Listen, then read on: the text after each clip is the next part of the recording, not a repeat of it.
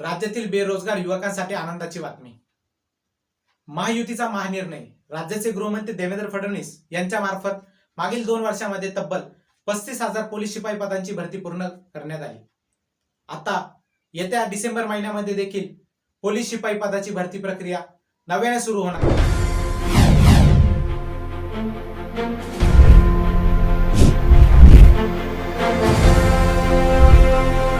राज्यात गेल्या 2 वर्षात जवळपास 35,000 पदांवर पोलीस भरती प्रक्रिया झाल्यानंतर आता पुन्हा डिसेंबरमध्ये भरती प्रक्रिया होणार आहे। यासाठी राज्यात 7,500 पदांसाठी पुन्हा पोलीस भरती प्रक्रिया राबवली जाईल।